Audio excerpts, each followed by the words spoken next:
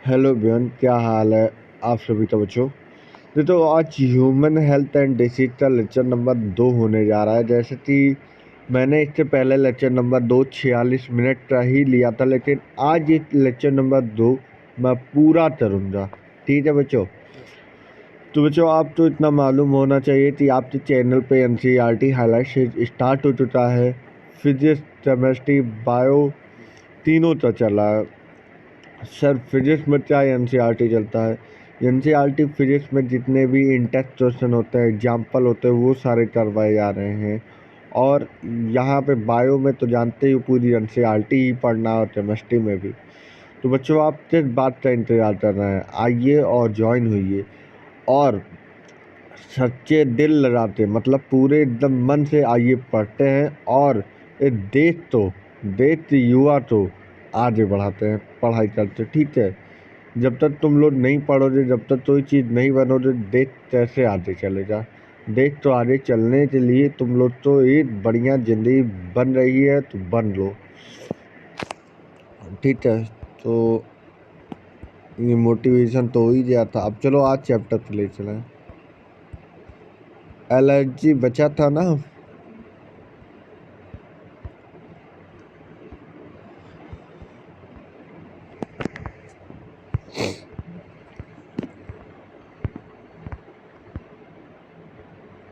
हाँ, बोल क्या रहा? When you have drawn to new place, जब आप कहीं नए प्लेस पे जाते हो, सडनली यू स्टार्ट स्नीजिंग, तभी तभी आप तो सांसी लेने या सांस लेने में दिक्कतें आती हैं। स्नीजिंग या विजिन फॉर एक्सप्लेन रीजन, इसका क्या रीजन हो सकता है? तो बोल रहे हैं इसका नो एक्सप्लेनेशन रीजन। तो ये अभी रीजन इसका एक्सप्लेन नहीं किया गया है। And when you went away, जब तुम दूर जाते हो, कहीं दूर जाते हो, योर सिम्टम डिसअपियर, वो सिम्टम तो दिखता नहीं है, लेकिन वो सिम्टम्स होता है। Did did this happen to you, क्या ये तुम्हारे साथ हुआ है? हाँ भाई, हर इंसान के पास हुआ है। यहाँ तक मेरे साथ खुद हुआ ये चीज़, तो हर वो इंसान के साथ हुआ है। Some of us are sensitive to some particle, कुछ ऐसे पार्टिकल होते बहुत ज़्यादा ही सेंसिटिव होते हैं इन द इन्वायरमेंट। कहाँ पाए जाएंगे? इन्वायरमेंट में। The above mention reaction should be without allergy of pollen. जरा ये बताया जाए भैया, एलर्जी ऑफ पॉलन मैंने कहाँ पढ़ाया था? सेक्सुअल रिप्रोडक्शन फ्लावर प्लांट पे मैंने पढ़ाया था, वहाँ पे एलर्जी के बारे में। और एलर्जी के बारे में मतलब पॉलन ग्रेन का एलर्जी क्या क्या होता है भैया? ब्रोंकियोल इन्फ्लामेशन कर देता है, और बाकी सारी दिक्कतें होती है। तो जो बच्चे, मैं कनेक्ट कर रहा हूँ, जो बच्चे हमसे पढ़े हुए हैं, वहाँ पे मैंने जब पॉलिनेशन का चैप्टर पढ़ा रहे थे, मतलब सेक्सुअल रिप्रोडक्शन में जब मैंने पॉलिनेशन पढ़ाया था, उससे पहले मेल रिप्रोडक्टिव बन गया था, वहाँ पे मैंने बताया था पॉलन ग्रेन कैसे सबको इफेक्ट करता है। Which are different in different place, और ये अलग अलग जगह पे अलग अलग एलर्जीज होती रहती हैं। ठीक है। अब देखो, dehydrated respond to the immune system, ये चीज़ का रिस्पॉन्स कौन देगा? Immune system. To a certain antigen present in environment it called allergy. देखो, हमारे इन्वायरमेंट में एंटीजन प्रेजेंट होता है, और जब हमारे बॉडी में इंटर करता है, तो बॉडी में इंटर करने के बाद जो हमारा इम्यून सिस्टम रिस्पॉन्स करता है, उसी को हम बोलते हैं एलर्जी। दिस सब्सटेंस, फिर बोले जो फैलाता है, मतलब जो जो ये एलर्जी तो क्रॉस करता है या फैलाता है, उसे हम क्या बोलते हैं? एंटीजन। तो the substance to which such as immune response is produce are called allergen. मतलब जो ये सब्सटेंस प्रोड्यूस करता है, प्रोड्यूस मतलब एलर्जी क्रॉस करता है, उसे हम बोलते हैं एलर्जी क्रॉस करने वाला जन्म। मतलब तुम बोल दो एलर्जी का क्रॉस करने वाला एजेंट, इसीलिए बना है एलर्जेंस। एलर्जेंस मतलब समझ रहे हो? एलर्जी तो चौंसने वाला एजेंट, एजेंट मतलब क्या समझ रहे हो ना, जो चौंस करता है, तो इसीलिए नाम रखा गया allergens. The antibody produce to IgE type, और इसमें एंटीबॉडी क्या प्रोड्यूस करता है, IgE. Common example of the allergens in mite in dust, भाई डस्ट पार्टिकल्स में तो हमारे एलर्जीज होते हैं, तो हमारे एंटीजन होते हैं, उससे हो जाता है। पॉलन में हो जाता है। एनिमल डेंडर मतलब जब मरे हुए एनिमल जितने होते हैं उनसे होता है ये सारी चीज़ें। Symptoms of the allergic reaction, और क्या सिम्टम्स हो जाता है एलर्जिक रिएक्शन, इंक्लूडिंग स्नीजिंग, सांस लेने में या सांस लेने में दिक्कत। वाटर आइज, वाटर मतलब आंखों से पानी निकलने लगता है। रनिंग नोज, नाक बहने लगता है। और डिफिकल्टी इन ब्रीथिंग, और सांस लेने में प्रॉब्लम होता है। एलर्जी ड्यू टू एलर्जी क्यों होता है, बड़ा इम्पोर्टेंट बात यह है कि ये बहुत ज़्यादा इम्पोर्टेंट बात है, पूछा गया है। एलर्जी क्यों होता है भैया, एलर्जी इसलिए होता है क्योंकि वहाँ से दो केमिकल रिलीज होते हैं। पहला होता है हिस्टामीन और दूसरा होता है,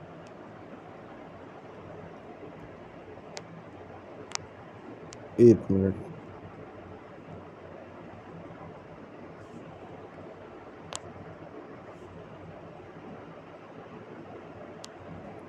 हाँ भैया, क्यों होती है allergy, due to a release of chemical like histamine, serotonin. क्या होता है भैया, दो एलर्जी रिलीज होने के कारण ये एलर्जी होता है। दो केमिकल रिलीज होने के कारण ये एलर्जी होता है, पहला हिस्टामिन, दूसरा serotonin. From the mast cell, किसके द्वारा, जो फैला रहा उसमें ये दोनों केमिकल निकलता है और एलर्जी चॉस हो जाता है।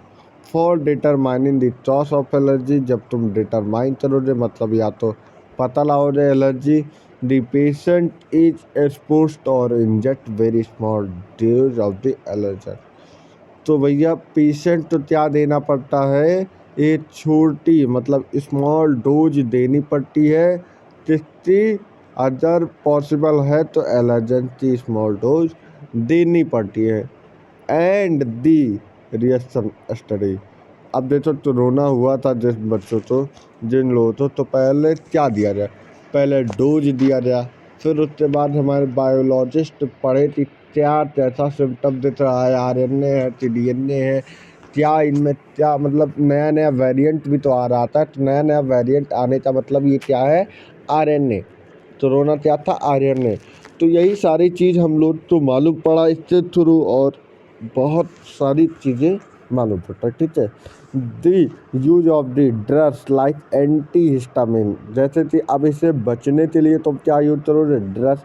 और कभी कभी तुम जानते हो जो ये हिस्टामिन है, हिस्टामिन तो टॉक करता है। भाई यार ये बताओ, जब तुमने देखा होगा मूवी में, जब एक तलवार से मारता है तो दूसरा भी तलवार से मारता है, तो जब वो हिस्टामिन मतलब जो ये डिसीज जो ये केमिकल है वो रिलीज होता है हिस्टामिन। अब इसका उल्टा मतलब जो ये रिलीज हुआ है तो अब रिलीज होने नहीं देना है, तो अब हमें क्या खाना होगा, एंटी मतलब उससे अपोजिट या उससे विरुद्ध, उस सिम्टम उस केमिकल से विरुद्ध हम कोई ऐसा एंटीबॉडी बनाए जिससे कि वो एंटीजन हमारे बॉडी में जो इंटर किया है वो ख़त्म हो जाए। तो क्या हो जाएगा, एंटी हिस्टामीन, दूसरा क्या है एड्रेनलिन, और तीसरा क्या है भैया, स्टीरॉयड। क्या होता है, स्टीरॉयड। तो Italy reduce the symptoms of the allergy, क्या कर देता है भैया, एलर्जी का सिम्टम्स रिड्यूस कर देता है। सम हाउ मॉडर्न डे, अब तो ये भी होना चाहिए कि modern day life style had the result in the lowering of immunity. अब आज के बच्चे की बात चल जाए तो जो आज के बच्चे बाहर खेलते ही नहीं हैं, और बाहर खेलते नहीं हैं तो उनके अंदर इम्यूनिटी बहुत कम है। अंदर इंडोर वाले पबजी, फ्री फायर, जितने भी बकवास गेम हैं वो खेलते रहते हैं अंदर, कोई मतलब नहीं। तो बच्चे लोग अंदर खेलते रहते हैं तो उनकी इम्यूनिटी की बात कर दी जाए तो कमज़ोर हो जाती है। अब आगे देखो, कमज़ोर हो जाती है और फिर बोले मोर सेंसिटिव, और वो कमज़ोर के साथ साथ बहुत सेंसिटिव होते हैं। अगर कोई एलर्जेंस मतलब एलर्जी कॉज करने वाला उन्हें अटैक कर दे तो वो भैया तुरंत सिम्टम्स आ जाता है उनके अंदर।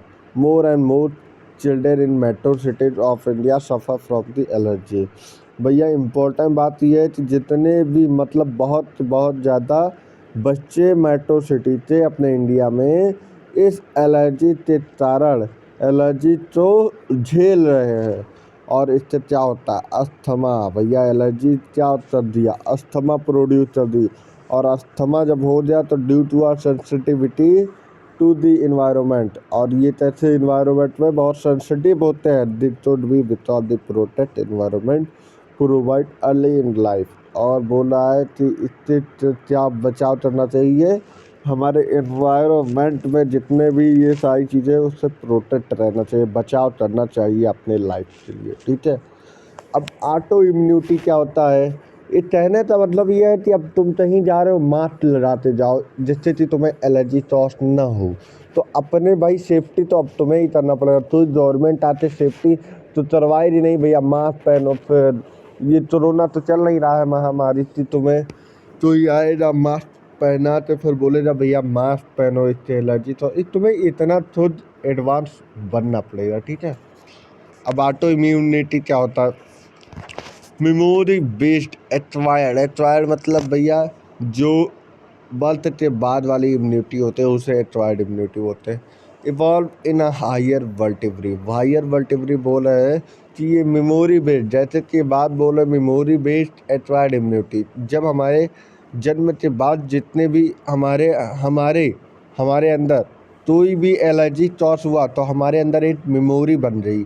और ये किसके ही अंदर होता है, मतलब ये क्या छोटे एनिमल या छोटे वर्टिब्री या लोअर वर्टिब्री के अंदर होता है कि हायर वर्टिब्री, भैया हायर वर्टिब्री के ही अंदर होता है। मतलब नहीं समझ में आ रहा है, जैसे कि पहले कौन बना, पहले जितने भी हमारे एलजी और मान लो बराए और चलो छोड़ दो भैया, पहले सिलेंटेटा हो जा पोरीफेरा हो जा, इनके अंदर बने रहते हमारे अंदर, पहले उन लोड के अंदर बना। लेकिन उन लोड कैसे है, सिंपल थी higher vertebrae, simple vertebrae.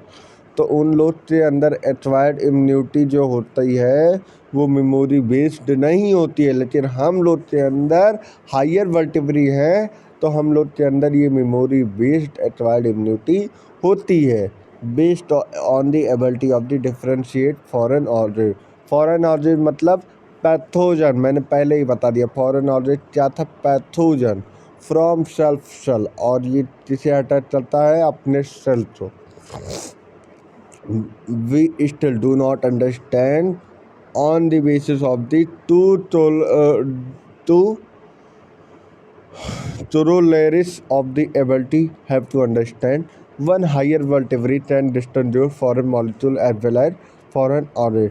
Each higher vertebrate की बात कर दी जाए तो ये डिस्टिंग्विश कर सकते हैं भैया, क्या डिस्टिंग्विश कर सकते हैं, foreign molecules as well as foreign object के बारे में, ठीक है। Most of the experimental immunologists deal with the aspect to sometime due to a genetic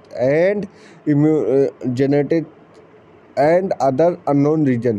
The body attach self cell, और बॉडी किसे अटैच करती है, सेल्फ सेल, तो मतलब छोटे सेल तो बॉडी अटैच करती है। और इसका रिजल्ट हमें क्या मिलता है कि जो हमारे बॉडी का ऑर्गन है या बॉडी में डैमेज पहुंचाती है। भाई कोई चीज़ तुम अपने तो ही मारोगे तो क्या तुम्हें बगल वाले चोट लगेगा, नहीं भाई अपने तो लगेगा, तो अपने तो लगेगा तो मतलब तुम खुद की बॉडी के कोई ना कोई पार्ट डैमेज कर रहे हो, तो यही लेता है दिस रिजल्ट। इसका रिजल्ट क्या होगा भैया, डैमेज टू योर बॉडी या damage to the body, body तो डैमेज नुकसान पहुँचेगा, और इसीलिए बोलते हैं ऑटो इम्यून डिसीज, इसीलिए इसका नाम क्या रखा गया, ऑटो मतलब खुद, इम्यून मतलब इम्यूनिटी, और डिसीज मतलब डिसीज।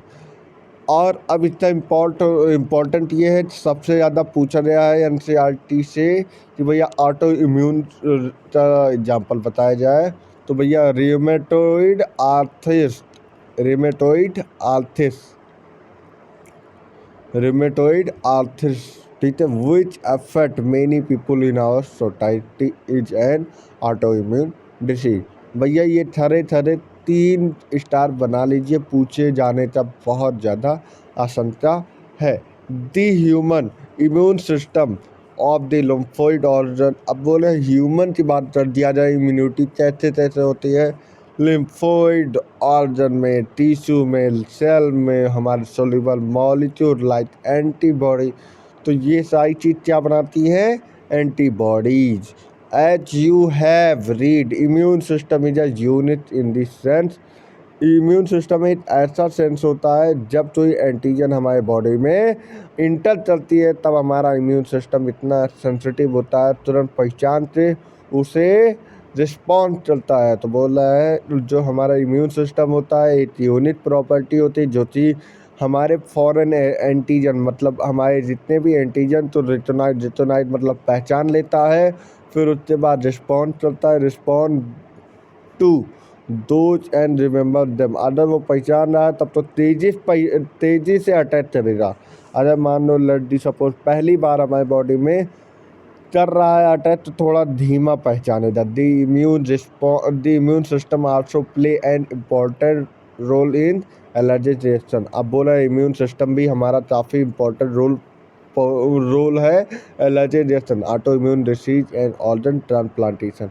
ऑटो इम्यून डिसीज और ट्रांसप्लांटेशन में इसका मदद लिया जाता है। They are the two organ which हुई वेयर ऑरिजिन और मैचुरेशन और प्रोलिफरेशन ऑफ द लिम्फोसाइट।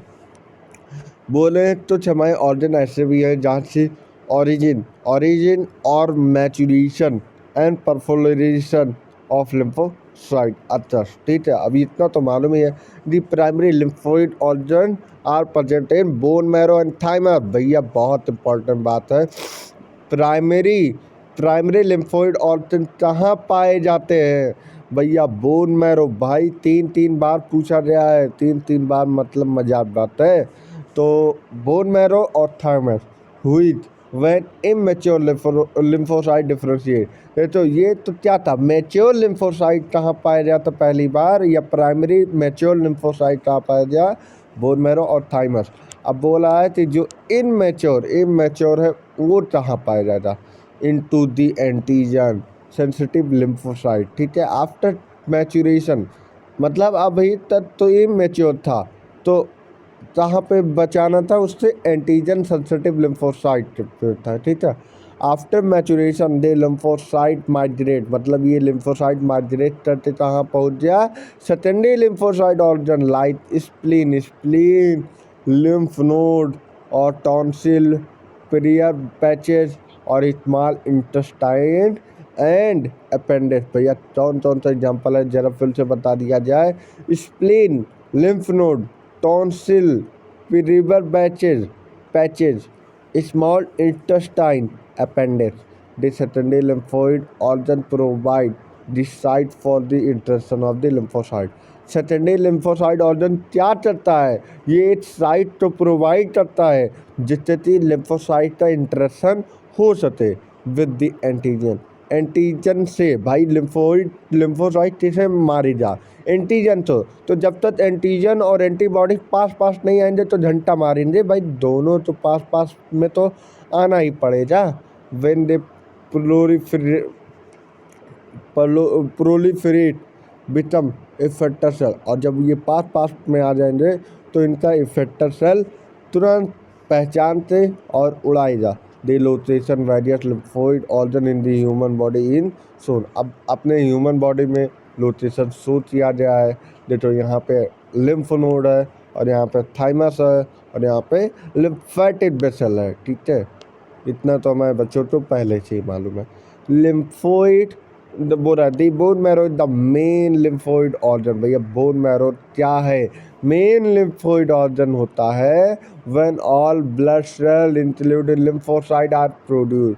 और इससे क्या होता है, जितने भी हमारे ब्लड सेल होते हैं ये क्या प्रोड्यूस करते हैं, lymphocyte. The thymus is lobed organ, और थाइमस कैसा ऑर्गन होता है, लोब्ड ऑर्गन होता है।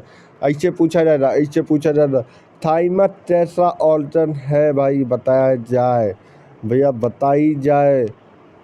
लोब्ड ऑर्गन होता है जो चीज़ कहाँ पाया जाता है, हार्ट के पास हमारे पाया जाता है। पहली चीज़ जो हमारा थाइमस होता है वो लोब्ड ऑर्गन होता है। क्या भैया लोब्ड होता है कि बाई लोब्ड होता है? लोब्ड ऑर्गन होता है जो चीज़ कहाँ पाया जाता है, हार्ट के पास और विनीत दी ब्रेस्ट बोन और ब्रेस्ट बोन के बीच में ही पाया जाता है। This thymus is a quite large. अब थाइमस की बात कर दी जाए तो काफ़ी लार्ज होते हैं भैया। क्या छोटे होते? नहीं सर। बड़े होते? नहीं सर, काफ़ी लार्ज होते हैं at the time of birth. और जब होते ये लार्ज, जब बच्चे की बर्थ होने लगे तब उस समय थाइमस लार्ज हो जाता है, but keep reducing in size. और क्या रिड्यूस कर देता है? साइज तो रिड्यूस कर देता है with age by the time puberty. जिस तरह अब तो बर्थ हो गया, अब जिस तरह तुम प्यूबर्टी में पहुँचे तो साइज तो रिड्यूस कर देता है। It is a reduce very small size. और रिड्यूस हो जाता है, जो थाइमस होता है रिड्यूस होते ही स्मॉल साइज में आ जाता है। फिर बोला both bone marrow and thymus provide micro environment. और ये दोनों अब क्या प्रोवाइड करते हैं? Micro environment for the development and maturation. दो चीज़ के लिए ये मेन वर्क करेंगे। ये दोनों प्रोवाइड करेंगे micro environment for the development और मैचुरेशन टी लिम्फोसाइट का। मतलब टी लिम्फोसाइट हो जा, उससे डेवलपमेंट और मैचुरेशन करवाने के लिए ये एक बढ़िया जगह बनाएंगे, बढ़िया जगह देंगे। ठीक है। अब उसके बाद स्प्लीन की बात कर रहा है। अब स्प्लीन की बात क्या है जरा पढ़ ले। स्प्लीन भी लार्ज है भैया। टॉन स्मॉल था, अभी तक तुमने पढ़ा तो स्मॉल है। बताइए जी। थाइमस लोब्ड ऑर्गन होता है, नियर दी हार्ट होता है, ये भी एक ट्वाइट लार्ज होता है, लेकिन ये बाद में रिड्यूस हो जाता है। और स्प्लीन तो लार्ज बीन शेप्ड है भैया। लार्ज तो टुम्बर शेप है कि लार्ज बीन शेप है? लार्ज बीन शेप्ड है। It is a mainly contain lymphocyte and phagocyte. और ये मेनली क्या कंटेन करता है भैया? स्प्लेन जो लिम्फोसाइट तो कंटेन करता है और फेजोसाइट act as a fertilizer, act as a filter of the blood by the trap in blood bone marrow। और ये क्या करता है? ब्लड को फिल्टर करता है। और किससे फिल्टर करता है? जो ब्लड बोन मैरो होता है या ब्लड बॉन्ड माइक्रो ऑर्गन होते हैं। Spleen also has a large. अब इसके पास भी लार्ज रिसीवर होता है, रिसीव्यूअर होता है, जिससे कि इरेक्टोसाइट मतलब भैया जो होता है WBC TRBC बताई जाए। इरेक्टोसाइट RBC। ठीक है। The lymph node are small solid structure. अब बोले लिम्फ नोड की बात कर दी जाए, वो सॉलिड स्ट्रक्चर में होता है और स्मॉल होता है। दो चीज़ अभी पढ़े, थाइमस पढ़े और क्या क्या पढ़े? लिम्फ नोड पढ़े जो कि लार्ज था। लेकिन भैया ये बोला लिम्फ नोड एक स्मॉल होता है, सॉलिड स्ट्रक्चर होता है, सॉलिड लिक्विड सॉलिड होता है, सॉलिड स्ट्रक्चर होता है और लोकेट कहाँ किया जाए? Different point along the lymphatic system. जहाँ पे लिम्फेटिक सिस्टम होता है उससे डिफरेंट रीजन में ये चीज़ पाए जाएंगे। लिम्फ नोड टू अ सर्व। ये क्या करेगा? सर्व टू ट्रैप दी। किससे ट्रैप करेगा? माइक्रो ऑर्जिस और दी अदर एंटीजन। ये एंटीजन या माइक्रो ऑर्जिस तो ये ट्रैप करेगा। ट्रैप मतलब भैया क्या होता है? पहचान ले जा या पकड़ ले जा। which happen to that। और इससे क्या हैपन हो जा? Happen to get into a lymph and tissue fluid. और एंटीजन तो पता तो भैया अपने अंदर बुलाएगा और फिर धनाधन मारेगा। बोला हमारे बॉडी में इंटर ना ही करो। Antigen trap into a lymph node. जब एंटीजन हमारे लिम्फ नोड में इंटर करता है तो रिस्पॉन्सिबल क्या होता है? Responsible for the activation of the lymphocyte और present there to the immune response. और ये क्या चौथ कर देते हैं? इम्यून रिस्पॉन्स मतलब तुरंत पहले अपने अंदर बुलाता है और एक्टिवेट हो जाता है लिम्फोसाइट, फिर उसके बाद एंटीजन तो पटक पटक से धो देता है। ठीक है। अब उसके बाद बोला है भैया देखो ये इम्पोर्टेंट बात है, ये तो ज़्यादा इम्पोर्टेंट बात है। There is a lymphoid tissue also located with the line of the major tract. अब तुम अगर ये चीज़ तुम्हें याद हो जाए तो मैंने जब फिजिकल वाला पढ़ाया था, फिजिकल इम्यूनिटी, यहाँ पे मैंने बोला था respiratory, digestive system and the urogenital tract, वहाँ पे ये तीनों का नाम लिया है। जो बच्चे अभी तक नहीं देते हो वो मैं बोलूँगा, वो पहले देखते आए फिर उसके बाद यहाँ पे पढ़ाई करें। There is a lymphoid tissue also located within the lining of the major tract. Major tract कौन से? Respiratory, digestive, urogenital tract. और थर्ड म्यूकोसा, मार्ट बोलते हैं भैया, म्यूकोसा एसोसिएटेड लिम्फोइड टिश्यू। क्या बोलते हैं भैया? म्यूकोसा एसोसिएटेड लिम्फोइड टिश्यू, जिसे बोलते हैं might. It is a constitute about 50% of the lymphoid tissue in the human body. Human body के टिश्यू में आधे ज़्यादा मतलब 50% माल्ट ही रहता है। माल्ट मतलब म्यूकोसा एसोसिएटेड लिम्फोइड टिश्यू। अब देखो ये क्या होता है? एक्वायर्ड इम्यूनोडेफिशिएंसी सिंड्रोम पूरा फार्मूला होता है, फुल फॉर्म होता है acquired immunodeficiency syndrome. This is a mean deficiency of the immune system. और इसका मतलब क्या हुआ? यहाँ से तुम्हें मालूम पड़ जाता है इम्यूनिटी का डिफिशियंसी है, मतलब यहाँ पे deficiency of immune system acquired during the life time, पूरे जीवन भर, जीवन काल के लिए जो हमारा इम्यून सिस्टम खत्म हो जाता है या डिफिशियंसी होती है या एब्सेंस होता है, जो भी तुम बोल दो, of an individual indicator that is a not progenital disease. और हम सभी प्रोजेनाइटल डिसीज नहीं बोल सकते हैं, मतलब जन्मजात वाला इम्यूनिटी जो मिलता है इससे हम प्रोजेनाइटल डिसीज नहीं बोल सकते हैं, बल्कि यहाँ पे एक नाम दिया जाए सिंड्रोम। सिंड्रोम हमेशा कैंसरस सेल होता है या डिवाइडिंग सेल होता है। Means are group of symptoms. बोलर सिंड्रोम एक ऐसा मतलब होता है ग्रुप ऑफ सिम्टम्स, सिम्टम चाहिए पूरा ग्रुप। AIDS was the first reported in 1981। AIDS तब रिपोर्टेड किया गया था 1981 में। और इन दी 25 ईयर, भैया यही पूछा जाएगा कि असर्सन रीजन में पूछा जाएगा।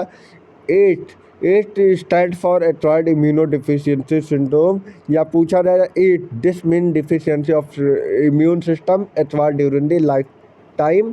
और दूसरा बोलेगा reason acquired was the first reported in 1981 and the last 25 year, या पूछ लेगा मॉडर्न या लास्ट या अर्ली 25 ईयर, तो भैया लास्ट 25 ईयर है।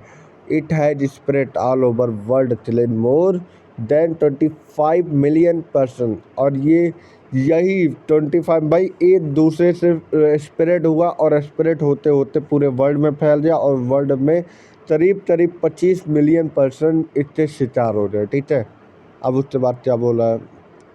It is a cross by, बड़ा इंपॉर्टेंट बात है भैया, मैं इसे रेड मार्कर से कर रहा हूँ कि AIDS is taught by the human immuno deficiency, इसीलिए बोलते हैं भैया HIV human immuno deficiency virus.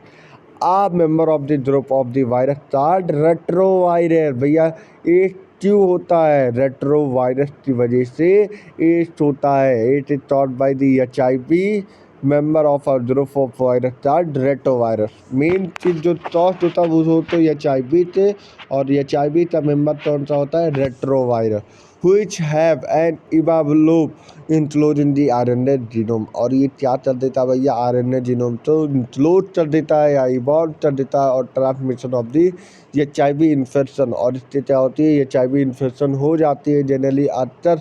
और ये क्यों होती है? मैंने पहले भी रिप्रोडक्टिव हेल्थ में ये सारा नाम मैंने ले लिया है, तो इसके बाद तुम्हें तो आना ही चाहिए।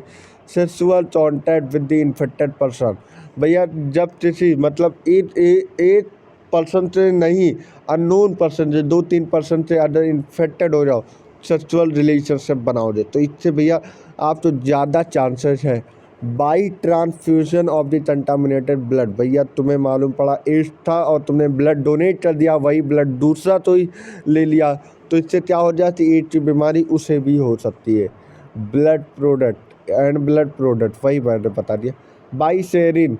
अब भैया नेडल 8 डॉटर था भैया, तो वही नेडल तो 8 वाली पर्सन तो मिलाया, और वही नेडल किसी और को भी लगा दिया तो वो क्या होगा, जो एड्स वाला सिम्टम्स, एड्स वाला पर्सन तो जो लगाया गया वो दूसरे में जब इंजेक्ट किया गया इंजेक्शन तो उसके अंदर भी एड्स का सिम्टम्स आ गया।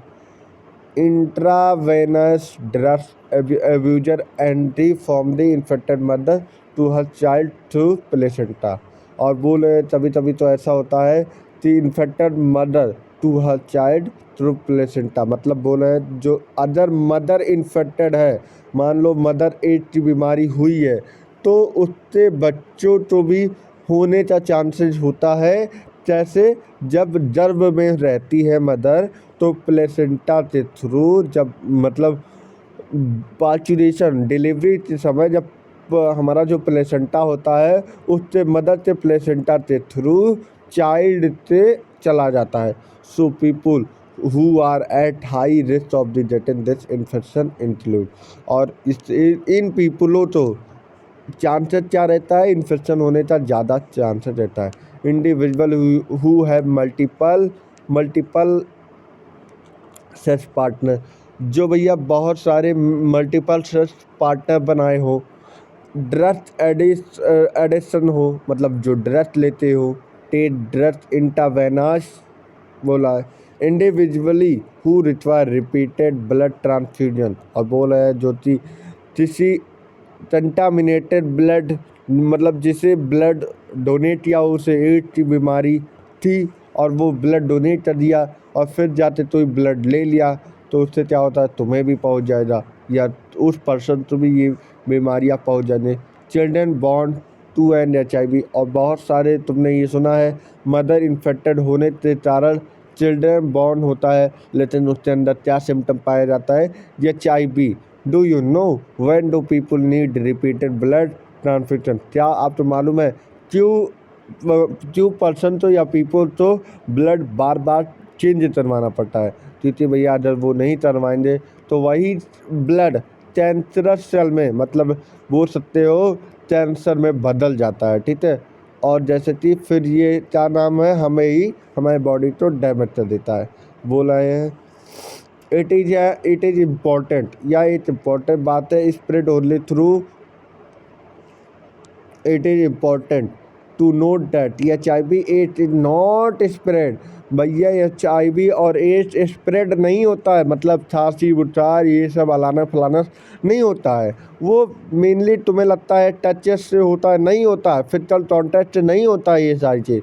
वो तब होता है जब तुम अपना ब्लड या किसी तो डोनेट कर दो या ट्रांसफ्यूजन करो भाई, किसी और मल्टीपल पार्टनर बना लो, सेक्सुअल पार्टनर, इससे होने का चांस रहता है। मतलब फिजिकली तुम किसी तो टच कर रहे हो, छींट मार रहे हो तो इससे नहीं हो रहा भैया, इससे ये तुम्हारे अंदर डिसीज है ना कि भैया तो ये वायरल डिसीज है। वायरल डिसीज क्या होता है, फैलता है बहुत तेज़ी से, तुम्हारे अंदर ये वायरल डिसीज थोड़ी ना है भाई, तुम्हारे अंदर ये डिसीज पाया जाता है। Imperative for the physical and physiological well being, और ये क्या करने के लिए बोला है, for the physical and physiological well being then the HIV AIDS infected person are the not isolate. और जो बंदा फिजिकली और फिजियोलॉजिकली वेल मेंटेन्ड होता है तो उस HIV या एड्स वाले इन्फेक्टेड पर्सन तो आइसोलेट नहीं करते हैं फ्रॉम फैमिली एंड सोसाइटी। भैया अपने फैमिली और सोसाइटी से तो दूर नहीं रहना पड़ता है। मतलब बात ये बोला है कि उनसे छुआछूत बोलते हैं ना, जैसे कि अब जैसे मालूम पड़ जाए तुम्हें एड्स है, मान लो लड्डी किसी पर्सन तो एड्स है तो भाई दूरी बना लेते हैं उनसे, बोलते हैं पास मत आओ, और सोसाइटी वाले उनसे सही बिहेवियर ना करते हैं। तो ये सारी चीज़ है। There is always a time lag between the trans between the infection and the appearance of the AIDS symptom. This period may vary from a few months to many year, और ये तभी तभी यूजुअली जो होता है ये 5 से 10 साल से बीच में ही होता है।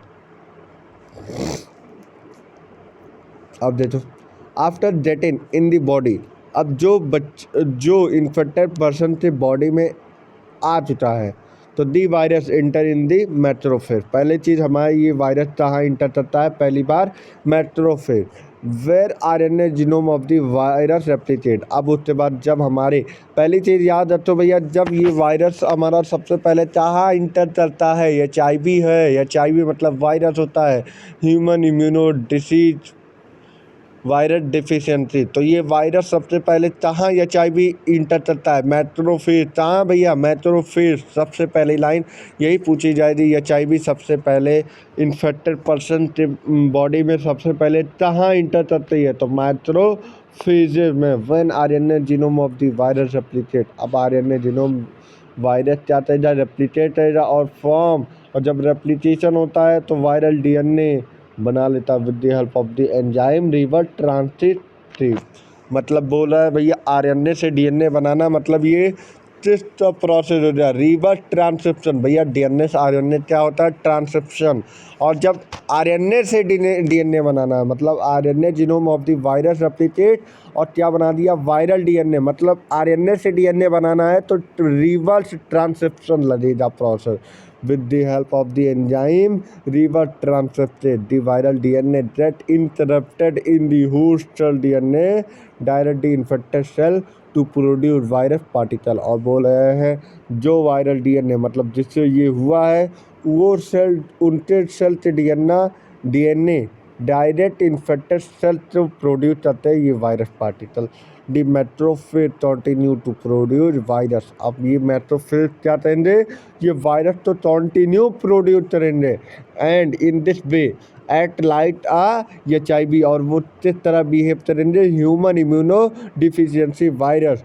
और HIV फैक्ट्री इसलिए बोला जाता है इसे, जब HIV की तरह एक्ट कर रहे हैं भैया, कंटिन्यू अपना सेल बढ़ा रहे हैं या वायरस प्रोड्यूस कर रहे हैं, तो हम क्या बोलेंगे, HIV factory. Simultaneously HIV enter into a helper cell, helper T lymphocyte. भैया दूसरा ऑर्गन क्या होता है, कहाँ इंटर करता है भैया, जो HIV कहाँ इंटर करता है, हेल्पर टी लिम्फोसाइट में, जिसे हम TH बोल सकते हैं। TH मतलब helper T lymphocyte. And replicate होता है, उसमें जाते रेप्लिकेट कर देता है और अपने जैसे प्रोजनी तो बढ़ा लेता है, मतलब अपने जैसे वायरस तो मल्टीप्लाई कर लेता है। मल्टीप्लाई करने के बाद दी प्रोजनी वायरस रिलीज, और अपने वायरस तो रिलीज कर देता है कहाँ पे, ब्लड में। और ब्लड में रिलीज करने के बाद blood attack with other T lymphocyte. मतलब पहले बात कहाँ गया, पहली बात बोल क्या रहा, ये HIV इंटर किया कहाँ, पहले टी लिम्फोसाइट, मतलब टी लिम्फोसाइट में इंटर किया, फिर अपनी जनसंख्या तो बढ़ा लिया और ये फिर ब्लड में अटैक करवा दिया। और ब्लड में अटैक होने के बाद जितने भी हमारे टी लिम्फोसाइट मतलब जो भी एंटीजन से लड़ते थे उन्हें पहले। अब ये बताओ कि जब वो रेप्लिकेट किया तो उनका जो जैन था, तुम बोल सकते हो जो क्या नाम है, HIV जब हमारे टी लिम्फोसाइट या एंटीजन, जो एंटीजन था पार्टिकल था, जितने भी एंटीजन है अब रेप्लिकेट करते उनका डबल हो गया, तो भैया जनसंख्या कितना बढ़ गया, एंटीजन था। और एंटीबॉडी अब क्या करेंगे, T lymphocyte. This is a repeated leading a progressive decrease in a number of the helper T lymphocyte। अब भैया जब एंटीजन की मात्रा ज़्यादा हो जाए या एंटीजन की जनसंख्या ज़्यादा हो जाए, तो अब हमारे बॉडी में या हमारे ब्लड में जब इन्होंने अटैक करवाया तो हमारे टी लिम्फोसाइट को मारने पे जुट गए। और टी लिम्फोसाइट जिस तरह मरता जा रहा है तो उनका number of helper T lymphocyte कम होते जा रहे हैं body of the infected person, जिससे इन्फेक्ट हुआ है, ठीक है। ड्यूरिंग दिस पीरियड, अब इस पीरियड में the number of the helper T lymphocyte, the person start suffering from the infectious. अब जो बच्चे तो नहीं हुआ, दो पर्सन तो नहीं हुआ था, वो किससे सफ़र करेगा, infectious. They should have been the otherwise over some that a dose due to a bacteria specially. ये कुछ बैक्टीरिया के ऊपर सबसे भी हो सकता है, जैसे कि मायोबैक्टीरियम। भैया इंपॉर्टेंट बात है, कौन से भैया, मायोबैक्टीरियम। कौन से बैक्टीरिया, मायोबैक्टीरिया। तो वायरस, तो फंजाई, तो इवन पैरासाइट। टॉक्सोप्लाज्मा क्या हो सकता है भैया, टॉक्सोप्लाज्मा, ठीक है। the patient becomes some immunodeficiency that is she unable to protect। और ये पेशेंट जिसे ये इम्यूनोडिफिशियंसी हो सकता है वो अपने तो प्रोटेक्ट कर पाना बहुत मुश्किल होता है अर्जेंट डेयर इन्फेक्शन से अजीज। ठीक है, ए वाइडली यूज आर डाइजोनिस। अब ये यही HIV तो या तुम बोल सकते हो एड्स तो डाइजोनिस्ट करने के लिए एक टेस्ट बोला जाए जिसे बोलते हैं एलाइजा मतलब एंजाइम लिंक्ड इम्यूनोसॉर्बेंट एसे। क्या होता है भैया? एंजाइम लिंक्ड इम्यूनोसॉर्बेंट एसे। और ये ट्रीटमेंट क्या होता है अब आगे देखो। ये तो एक टेस्ट था, मतलब तुम एक का टेस्ट कैसे मालूम करवा सकते हो? एलाइजा के थ्रू। और ट्रीटमेंट ऑफ एड्स क्या होता है? देखो रेट्रोवायरस क्या था? रेट्रोवायरस फैलाता था एड्स, तो अब एंटी लग जाए। एंटी मतलब भैया उससे विपक्ष, या तुम बोल सकते हो उस वायरस से विपक्ष हमारे ड्रग्स बना है जिससे कि उस रेट्रोवायरस को उड़ा से मार सके। मतलब पहले रेट्रोवायरस तो उड़ा के मारेगा, तो anti retroviral drugs it is only partially effective. और ये तुम्हें लगता है ये खाने से पूरा रिलीव हो जाए? नहीं, ये तो पार्शियली ही इफेक्ट कर पाएगा। They can only prolong of the life of the patient but can not prevent death. भैया ये तुम जिंदगी भर तो खाते तो रहो, लेकिन इससे ये नहीं पता है कि तुम्हारी डेथ बचाई जा सकती है। हुई चीज़ें इनवर्टिबल, और ये कह पाना भैया बड़ी मुश्किल होती है। और एज तो तभी क्योर मतलब एज तो जल्दी प्रिवेंट नहीं किया जा सकता है। Prevention in the best option more over. ये HIV infection more often spread due to a tonsillar behaviour.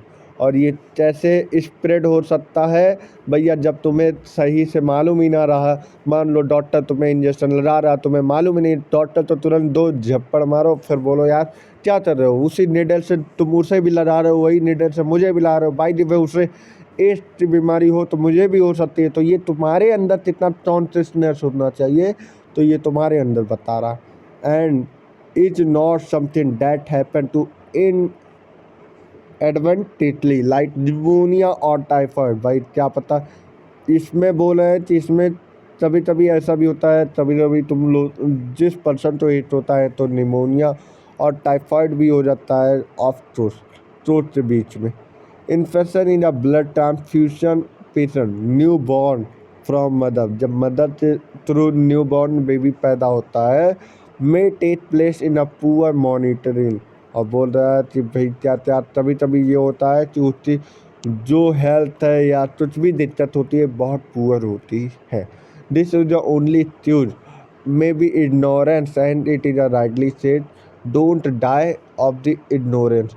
भैया कोई चीज़ तो इग्नोर करके अपनी जीवन की मृत्यु के पास मत लाओ। बोले don't die of the ignorance.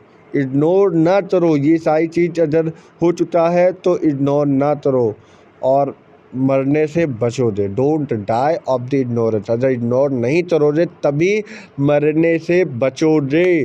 बोले may be in our country the national add control organisation. भैया इंपॉर्टेंट बात है, नाटो का स्पेलिंग क्या होता है, नाटो का फुल फॉर्म क्या होता है? National add control organisation and the other non governmental organisation NGO doing a lot educate people. और इसके बारे में पीपुल को एडुकेट किया गया about it who has started a number of the program to prevent the spread of the HIV infection made in blood from the blood bank। अब बोल रहे हैं ये HIV इन्फेक्शन तो ये जो स्प्रेड हो रहा था सब तो ये चेतावना कर रहे थे, या तुम बोल सकते हो सब तो एक एजुकेशन के लिए या जैसे भी पर्पज कर रहे थे। ये सारे पूरी दुनिया में ये सारी चीज़ फैला रहे थे, इससे बचिए। तभी इससे एकदम सेंसेशनल रहती है। तो डॉक्टर आप तो मल्टीपल सर्च पार्टनर ना बनाइए। ये सारी चीज़ जितने भी चीज़ें हैं ये आप तो क्या कर रहे थे, बता रहे थे, मतलब हर घंटे में ये सारी चीज़ बता रहे थे भैया इससे आप तो इस बीमारी हो सकती है। Ensuring the use only disposable needles and syringe in the pubic and private hospital and cleaned free distribution of the condom और controlling drugs abuse। तो भैया ये सारी चीज़ तुमने पढ़ा हुआ है, मैंने वहाँ पे ही पढ़ा है, दोबारा ये सारी चीज़ नहीं पढ़ाएंगे। भाई बोल रहे थे भैया निडल डिस्पोजल, जिस तो यूज कर लिया हो निडल फिर दोबारा यूज करो, तो भैया इससे बचो, सिरिंज से बचो। इन दी पब्लिक सिरिंज मतलब जो आते हैं नहीं, फ्री में आते हैं सिरिंज लगाने, जो भी उनका चलता है, क्या नाम है, वो बढ़िया से बना लेते हैं 5-6, फिर 5-6 गाँव वाले तो बुलाते इंजेक्शन लगवाते हैं। तो इन सारी चीज़ तो बचो। प्राइवेट हॉस्पिटल में जाने से मतलब प्राइवेट हॉस्पिटल में जितने भी लापरवाही है उनसे बचो। क्लिनिक में जितने लापरवाही हो, और free distribution of the condom करने लगे, कंट्रोल इससे होने लगा, कंट्रोल ड्रग्स अब्यूज, जितने भी ड्रग्स अब्यूज का वर्क करते थे उनसे भी कंट्रोल करवाया गया। तो ये सारी चीज़ आपने पढ़ा हुआ है। अब क्या बोला है, infected with the HIV having AIDS is something that should not be hidden। बोला है जिसे AIDS बीमारी हो चुकी है ये तभी छुपती तो नहीं है, since them then they infection may spread to many more people। ये जो AIDS होता है या HIV हो सकता है, ये स्प्रेड हो सकता है, may spread to many more people।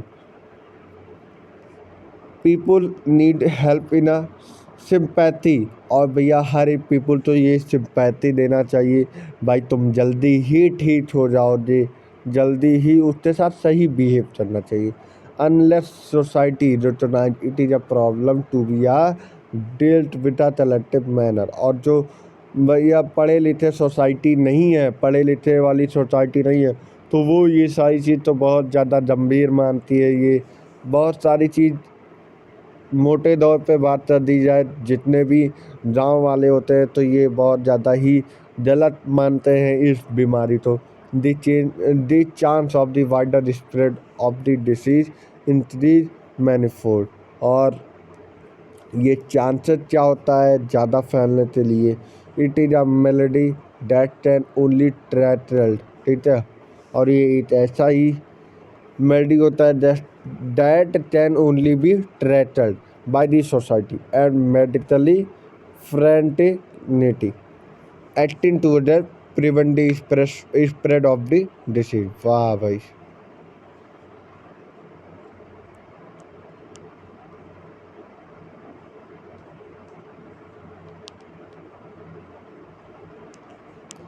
अब भैया कैंसर की बात आ रही, कैंसर के बारे में पढ़ते हैं। Cancer is one of the most dreaded disease of the human being. बहुत खतरनाक बीमारी है ह्यूमन बीइंग के अंदर।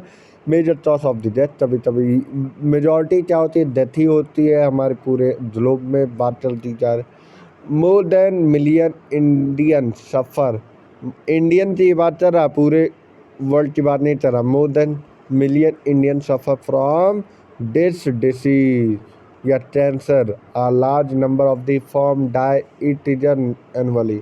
और बहुत सारे मतलब सालीना की बात कर दी जाए, सालों में बहुत सारे पेशेंट इसी से मरते हैं, ठीक है।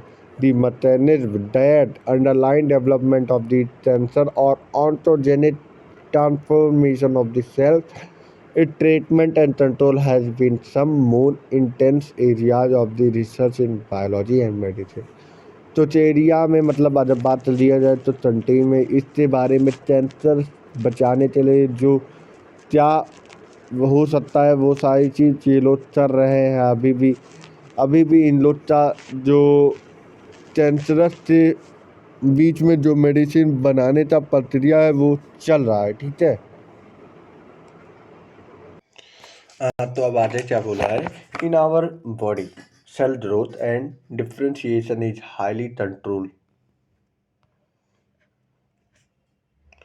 1 मिनट बच्चों।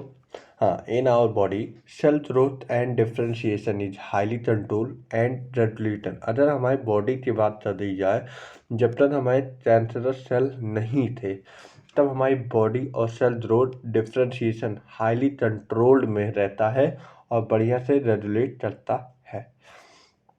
अब कैंसरस सेल की बात करी जाए तो it is a break down of this regulatory mechanism, मतलब ये हर चीज़ों मतलब सेल ग्रोथ और डिफरेंशिएशन की मैकेनिज्म तो हटा देता, तोड़ देता। मतलब सेल डिवीजन और सेल ग्रोथ इतनी तेजी तेजी से करता है कि वो प्रॉपर्टी हम जैसे बोलते हैं नॉर्मल सेल से, नॉर्मल सेल तो हम बोलते हैं taunted inhibition by a virtue which contact with other cell inhibit to uncontrolled growth that is known as the cancerous cell। मतलब बोल क्या रहा है, जब तक तुम्हारा सेल ग्रोथ प्रॉपर हो रहा था, सेल बॉडी बढ़िया डिफ्रेंशिएट कर रहा था, तब तक तो ये तुम्हारा बढ़िया था, मतलब नॉर्मल सेल था। लेकिन जब तुम्हारा ये सेल ग्रोथ और डिफ्रेंशिएशन बहुत तेजी से चल रहा है, बहुत तेजी से चल रहा है, तो जिसमें बदल जाया है cancerous cell. Cancerous cell appear to have lost this property, और कैंसरस सेल यही प्रॉपर्टी, मतलब कौन सी प्रॉपर्टी, सेल ग्रोथ और सेल डिफरेंशिएशन जो कंट्रोल वे में होता है, यही प्रॉपर्टी अपना खो बैठता है, मतलब अनकंट्रोल वे में ये सारी चीज होने लगती है। appear to the lost this property as the result of the cancerous cell just continue to dividing give rise a mass of the cell। जब पूरा एक मास बना ले, मतलब पूरे एक कॉन्टिन्यू कैंसरस सेल बना ले, और वो क्या हो जाएगा भैया, ट्यूमर। और ट्यूमर दो प्रकार के होते हैं, एक बिंडिन ट्यूमर होता है, एक मैलिजेंट। बिंडिन मतलब तुम क्या समझे हो, बेजनिन, बेजनिन मतलब शुरुआती दौर में जो ट्यूमर होता है वो बहुत कंट्रोल वे में किया जा सकता है। तो बोले benign tumour normally remain confined to their original location and do not spread to each other part। बोला जाता है जैसे कि तुमने जिराफ और में पढ़ा है, पहले इनिशियल इनिशियल फिर बहुत तेजी से, फिर लास्ट में फाइनली में बहुत तेजी से जिराफ बढ़ने लगता। तो इसका भी इनिशियल जिराफ है, वो अभी धीमे स्प्रेड मतलब होता है, लेकिन बहुत कम स्प्रेड होता है। ठीक है, लिखा है कॉस्ट लिटिल डैमेज, और इससे बहुत छोटी सी ही डैमेज होती है, ज़्यादा बड़ी डैमेज नहीं होती है। अगर तुम्हें ये लगता है कि ज़्यादा बड़ी डैमेज हो रही है, तो ऐसा नहीं है, ये बहुत छोटी ही डैमेज करता है। और मैलिजेंट ट्यूमर जो होता है ये बहुत ज़्यादा ही डैमेज कर देता है। बोल क्या रहा है, the malignant tumour on the other hand mass of the proliferation cell चार न्यूप्लास्टिड, बड़ा इंपॉर्टेंट बात है, न्यूप्लास्टिड या ट्यूमर सेल तो ही हम बोलते हैं। न्यू मैलिजेंट ट्यूमर में ही दो सेल आते हैं, एक न्यूप्लास्टिड या तो ट्यूमर सेल। ठीक है, और ये जैसे बोलेंगे मास ऑफ दी प्रोलिफरेशन, मतलब मास ऑफ दी ट्यूमर तो ही हम बोलेंगे neoplast. This cell grow very rapidly, बहुत तेजी से इनका ग्रोथ बहुत तेजी से हो जा, इन्वेडिंग एंड डैमेजिंग, और बहुत तेजी से हमारे बॉडी ऑर्गन तो डैमेज रहेंगे to a surrounding normal tissue, normal tissue जितने होंगे उन्हें डैमेज कर देंगे।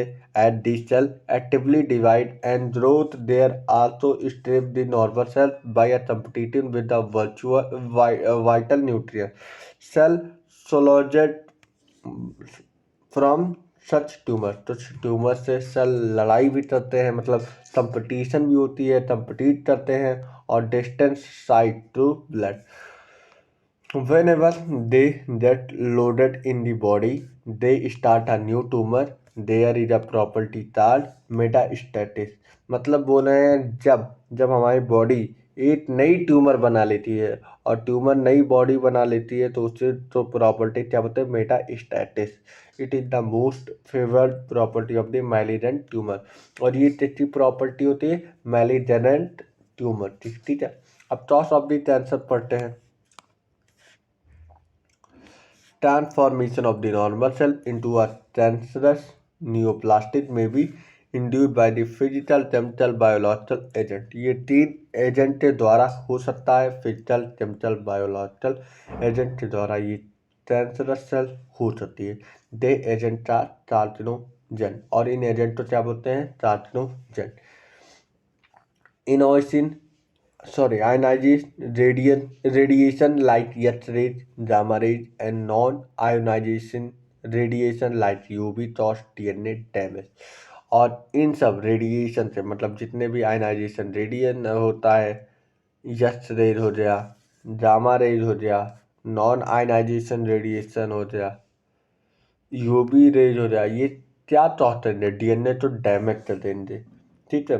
फिर ये इससे क्या हो रहा, लेड इन टू न्यूप्लास्ट ट्रांसफॉर्मेशन, इसकी वजह से जो नॉर्मल सेल होता है वो कैंसरस सेल में बदल जाता है। The chemical carcinogen present in tomato, अब केमिकल कैसे कैंसर हो जाता है, केमिकल के थ्रू, जैसे कि भैया टोबैको खाने की वजह से smoke have been identified to a major cause of the lung cancer. और इससे क्या होता है, lung cancer cancer causing virus start oncogenic virus, they have gene level called viral oncogene, ठीक है।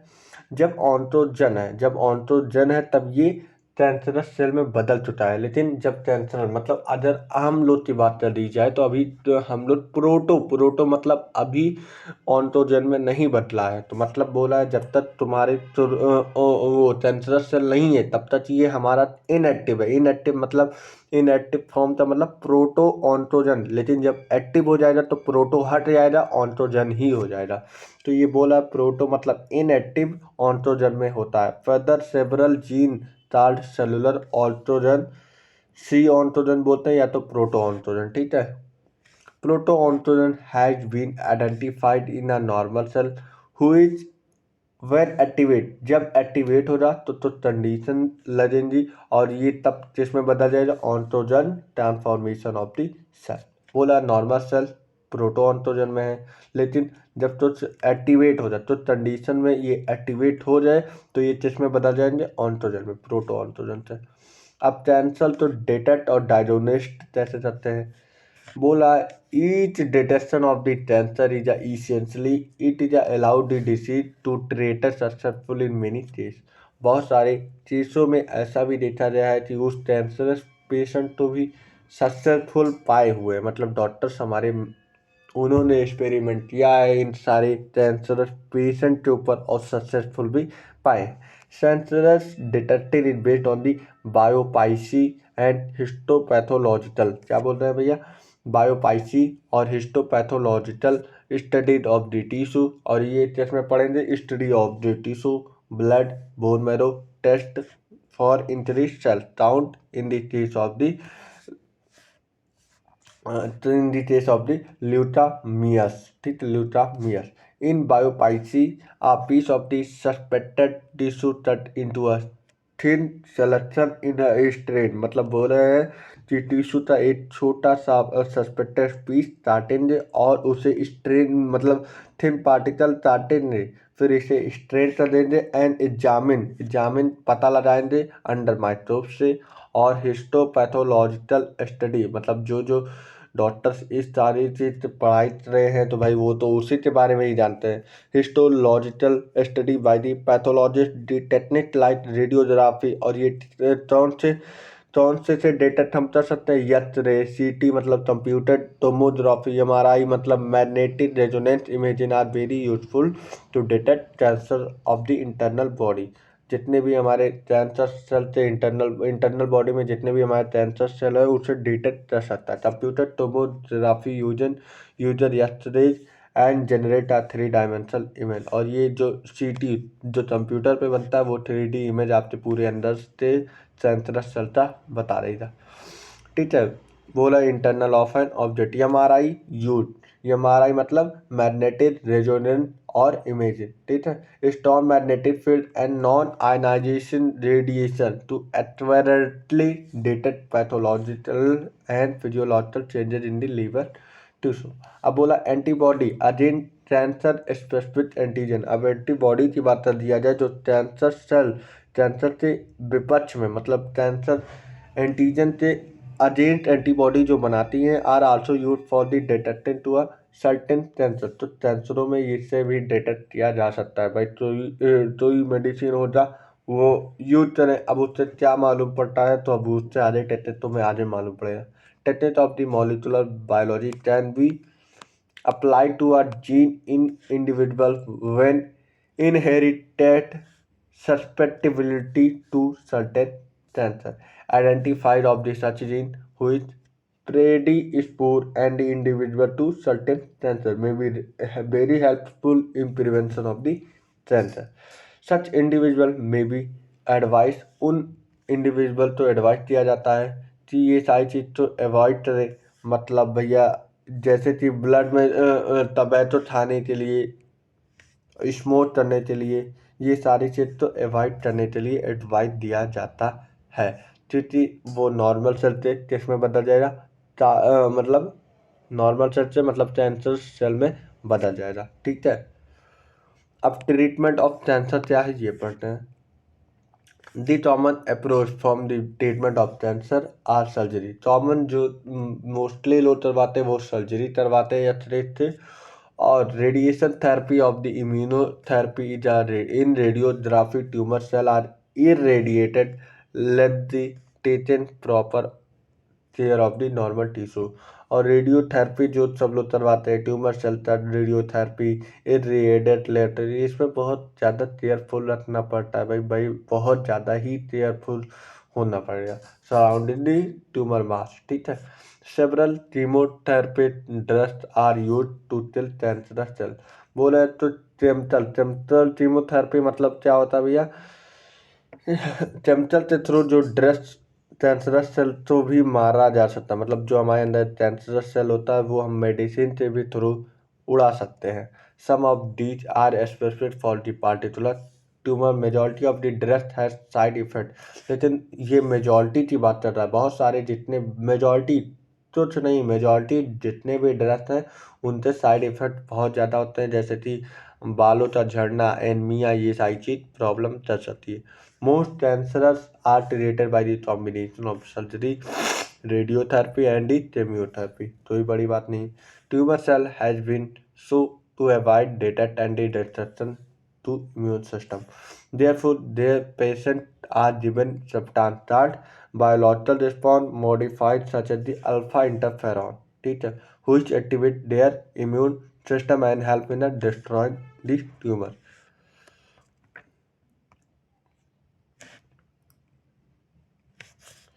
Survey and statistics show the use of the drugs alcohol has been on rise, especially among the youth।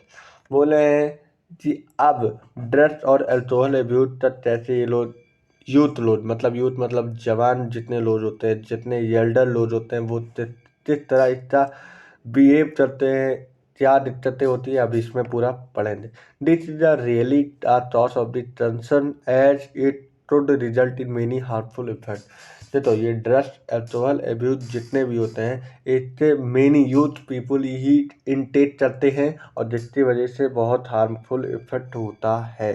ठीक है, proper education भैया नहीं होने के कारण, सही गाइडेंस होने के नहीं के कारण, तो ये लोग क्या करते हैं भाई साहब, बदलते दुकान में गए, एक तो बढ़िया मान लिए, तो भाई ये सब क्या होता है, तो ये सब दिक्कतें क्या होती है, बहुत हार्मफुल इफेक्ट पहुंचाता है। You to safeguard themselves against their dangerous condition या डेंजरस बिहेवियर पैटर्न में ला सकता है लाइफ स्टाइल। तो the drugs were are the commonly abuse are opioid. बड़ी बात है, ड्रग्स तो हम कॉमनली एब्यूज क्या बोल सकते हैं, ओपियोइड। ठीक है, cannabinoid and total-alkaloid, majority of these are obtained by the from flowering plant। और जो बोल रहे हैं कि क्या नाम है, कैनाबिनॉइड और टोटल एल्कलॉइड, ये मेजॉरिटी कहाँ से ऑब्टेन किया जाता है, जितने भी ये सारी चीज़ होती है ये फ्लावरिंग प्लांट से ही हमें ऑब्टेन होती है। अब आगे सुनो, some of the obtain from fungi. बस यहीं से तुमसे क्वेश्चन बनने के लिए बहुत अच्छी क्वेश्चन बन सकता था। तुम्हें मालूम है मेजॉरिटी तो रहेगा, लेकिन क्या लिखे ना, majority are obtain from fungi, some of these are obtain from flowering plant. तुम्हारा हो जाएगा गलत, तुम मान लो बोल दो बोथ राइट। ले तो मेजॉरिटी किससे ऑब्टेन किया जाए, फ्लावरिंग प्लांट, सम किससे ऑब्टेन किया फंजी से। इसलिए इस चीज़ों पे ध्यान देना, जिसमें मेजॉरिटी है और जिसमें सम है। ठीक है, ओपियोइड आर ड्रग्स, अब ऊपर ही पढ़े, divide specific opioid receptor present in CNS, और ये रिसेप्टर कहाँ पाए जाते हैं, हमारे सीएनएस में। ठीक है, to a gastro interstitial tract heroin. ठीक है, अब हीरोइन कॉमनली हम क्या बोल सकते हैं, हीरोइन तो क्या बोल सकते हैं, गांजा जिसे बोलते हैं, इसे बोलते हैं smack, chemically diacetyl morphine. इसका केमिकल फार्मूला क्या होता है, डाई एसिटिल मॉर्फिन। हुई चीज़ वाइट होता है ऑर्डर लेस होता है, बाइटर होता है, क्रिस्टलाइन कंपाउंड होता है। This is obtained from the acetylisation, बोले एसिटिलेशन ऑफ मॉर्फिन से ये ऑब्टेन्ड होता है।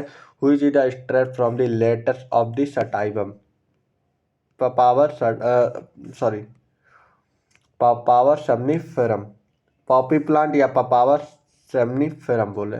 Generally taken by the snorting and injecting heroin. जनरली ये कैसे लिया जाता है, या तो ये इंजेक्ट करवा दिया जाता है और या तो स्नोरिन, मतलब बोलते नहीं है जैसे कि ये बढ़िया इसे इंटेक करते हैं, टेक करते हैं, ठीक है, टेक करते हैं। Heroin is a depressant and slow down of the body function. Heroin एक ऐसा केमिकल सब्सटेंस है जैसे कि तुम्हारे माइंड का जो रिस्पॉन्स होता है ये धीमा कर देता है। इसमें तुम्हें डिप्रेस होने का बहुत ज़्यादा चांस होता है और तुम्हारा जो बॉडी का फंक्शन होता है बहुत स्लो कर देता है। Cannabinoid are the group of the chemical, इसीलिए बोलते हैं भैया नींद की, मतलब जो सोने वाली दवाइयाँ आती हैं उसमें ये सारी चीज़ मिली रहती है, जिससे कि आप लोग का जो फंक्शन होता है वो धीमा कर देता है, जिससे कि इंसान उतना ना सोच पाता है ना उतना समझ पाता है, वो सीधे सो जाता है ना। तो इसी सारी चीज़ का ही यूज होता है, ठीक है।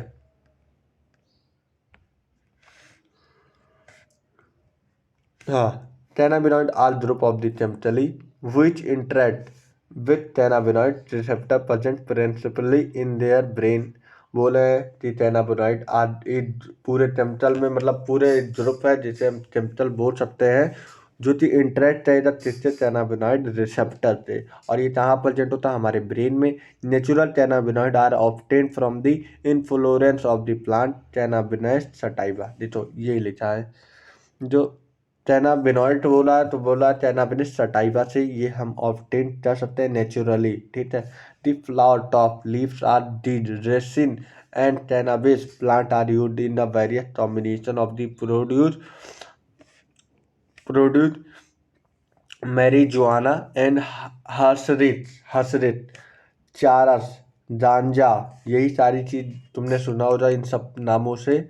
Generally taken by the inhale कर दिया जाता है। Oral injection, this is are known as their effect of the cardiovascular system. और ये कहाँ इफेक्ट पहुंचाता है, हार्मफुल कहाँ पहुंचाता है, कार्डियोवैस्कुलर सिस्टम पे। देखो इसका इंपॉर्टेंट बात ये है कि इसका फार्मूला पहले देखो, इसका स्ट्रक्चर देखो भाई। ये क्या है भैया, तुम्हारा मॉर्फिन है। मॉर्फिन में जानते हो ना, एक दे दो पहली चीज, ये भी देखो, नहीं तो यहाँ पे हेस्सीन है और यहाँ पे पेंटीन है। देखो यहाँ पे दो चीज तुम देखो, यहाँ पे पेंटीन है और हेस्सीन है। देखो ये पेंटीन है ना, पांच पांच कार्बन है भैया इधर, तुम देखिया जाए यहाँ पे 5 कार्बन है इस वाले में। तो ये पेंटीन है और ये हेस्सीन, इसका नाम होता है फ्यूरॉन। जैसे कि मैं बता दे रहा हूँ, इसका नाम है फ्यूरॉन और इसका नाम एनिलीन होता है। तो इसे हम बोलते हैं मॉर्फिन। क्या बोलते हैं भैया, मॉर्फिन। कहाँ से निकाला जाता है, इस प्रोसेस से एसिटिलाइन, ठीक है। लेकिन यहाँ पे तुम एक चीज देखो, यहाँ पे सब टोटल मिलाते 6 नंबर कार्बन का है और नहीं तो ये ओपन है। तो इसका क्या नाम हो जाएगा भैया, कैनाबिनॉइड। और ये तो भैया पेड़ सब लोग जाते हैं, धतूरा नाम सुने ही हो, इसी बोलते हैं कैनाबिस सटाइवा, ठीक है, कैनाबिस सटाइवा। अच्छा धतूरा ये है भैया, धतूरा ये है, कैनाबिस सटाइवा ये है, ठीक है। तो ये सारी चीज फ्रीजर पहचाने रहो। बोला टोटा एल्थोलाइड और cocaine is obtain from the coca plant erythroxylum coca. इन कहाँ मिलता है, South America. It is interfere with the transport of the neurotransmitter dopamine. और ये क्या है, ट्रांसपोर्ट क्या करता है, neurotransmitter dopamine. Cocaine is also commonly known as the coke या threat. It is usually snorted by the potent stimulating action on the CNS. और ये किस पे अटैच करता है, CNS, producing a sense of the euphoria and the increasing energy. और इससे क्या होता है, इससे जब इंटेक कर देते हैं यूफोरिया हो जाता है, मतलब एक एनर्जी मिल जाती है, लेकिन उससे क्या होती है, सेंस करने वाली बीमारियां कम हो जाती है, ठीक है, और इंक्रीज एनर्जी इंक्रीज हो जाती है। एक्सेसिव डोज ऑफ द टोटाइन काज हॉलिनेशन। बड़ी इंपॉर्टेंट बात यहाँ पे है, जब ज़्यादा अमाउंट में तो ये सारी चीज़ यूज कर ले तो उसे हेलुसिनेशन हो सकता है। बोले other well down in plant with the hallucinogenic property are atropa belladonna and the datura. इससे जैसे हो रहा था एरोपा बेलेंडोना और धतूरा। This day cannabinoid are also been abuse by the sport person, और ये मेनली कौन यूज करता है? स्पोर्ट पर्सन जीतने के लिए मैच के दौरान ये सारी चीज यूज कर लेते हैं। डेट लाइट बैरा ब्यूटेस बैरा बैर ब्यूटरेट आदि एम्फीथामिनीस एमीन्स बोल सकते हो लास्ट में, ठीक है, amphetamines benzodiazepines and other similar drugs, ठीक है, that are the normally used as the medicine. और ये जिसमें किस रूप में यूज किया जाता है? Medicine to help patient cope with the mineral illness like depression and the insomnia are often abused. Morphine is a very effective sedative painkiller and very useful in patients who have the undergone surgery. जो चीज़ था morphine एक बहुत ज़्यादा effective हो सकता है pain killer के लिए, और very useful in patient who have undergone surgery. Surgery के टाइम में जो ये मॉर्फिन का उपयोग करते हैं जिससे कि दर्द ना हो। Several plant fruit and seed having the hallucinogenic property, तो प्लांट में भी ये हैलोजेनेट प्रॉपर्टी होती है जिससे कि have been use to 100 of years in a for medicine. और पुराने ज़माने में जितने वैद्य थे, वैद्य मतलब डॉक्टर थे, वो फॉल्ट मेडिसिन बनाने में उपयोग करते थे, जहरीली medicine. Religious ceremony and the ritual all over the globe. When these are taken purpose, other the medicinal used in amount frequency, the impair one fatal physiological and psychological function. It is a contributed drug abuse. कितना बचा यार? 3-4 बचा है भाई। चलो, smoking also pave way to hard drugs. Tobacco has been used by human being for 100 more than 400 year, ठीक है। It is a smoke, या ये स्मोक करते चबाया जा सकता है, या भी इसे क्या नाम है, स्नफ का मतलब ये होता है कि ये सूंघा भी जा सकता है, ठीक है, ठीक है, फील भी लिया जा सकता है। तो वे तो contain a large number of the chemical substance including nicotine and alkaline nicotine stimulate adrenal gland to release adrenaline and non-adrenaline into a blood circulation. Both of these high मतलब हाई ब्लड प्रेशर बढ़ा देता है, increase heart rate बढ़ा देता है। Smoking is associated with the increase incidence of the cancer of the lungs, urinary bladder और throat, bronchitis, emphysema, coronary heart disease, gastric ulcer, ये सारी चीज़ें बीमारी हो सकती है। टोबैको च्यूइंग, जो टोबैको चबाने से क्या हो सकता है? Increase risk of the cancer of the oral oral cavity. Smoking increase, बोले स्मोकिंग, जो स्मोक करने से कार्बन मोनोऑक्साइड हमारे कंटेन होता है ब्लड में, और reduce the concentration of the haemobound oxygen. जो चीज़ जब हीमोबाउंड ऑक्सीजन का मतलब समझे, जो चीज़ हमारा ऑक्सीजन पकड़ के ले जाता है हमारे लंग के पास, वो ले जाना बंद कर देगा, और जिससे क्या होता है? ऑक्सीजन की कमी होने लगती है। ऑक्सीजन की कमी होने से हमारी बॉडी में हम उन जितने भी जिस पर्सन तो ये कमी हो जाएगी उसकी डेथ भी होने की चांसेस रहती है। When our bite packet of the citrate, one cannot miss the stationary warning that is present in our the pattern which warm against smoking and say how injurious to health। भैया ये जब खरीदते हो तुम लोग cigarette, तो वहाँ पे लिखा होता है one can not miss the stative warning. उसमें वार्निंग भी दी रहती है कि भैया इस पैकेट ये इसका सेवन करने स्मोक का सेवन करने से आप तो इन्फेक्शन हो सकता है, आपके हेल्थ में बहुत बड़े बदलाव हो सकती है। ये सारी चीज़ दिया रहता है भाई। जो लोग स्मोक करते हैं उन्हें तो बहुत अच्छे से मालूम हो जा, तो ये सारी चीज़ से बचाव करने के लिए बोला जाता है। लेकिन अब जो लोग भाई आदती एडिक्शन हो जाए वो लोग करते हैं, ठीक है। Yet smoking is very prevalent in society, इसलिए अब इस आज चलते देखा जाए सोसाइटी में स्मोकिंग बहुत ज़्यादा ही प्रिवलेंट दिए हैं, लोग इधर उधर से बच्चे पीते रहते हैं, तो ये सारी चीज़ नहीं पीना चाहिए इन दी यंग एंड ओल्ड। बोले एमन ईयर, एमन ईयर मतलब यंग में तो ज़्यादा ही, ओल्ड में तो चलो ठीक है, ओल्ड में तो चलो ठीक है, लेकिन यंग में देखा जा रहा है प्रेजेंट मॉडर्न डे में भाई बहुत ज़्यादा ये लोग पीते हैं ना।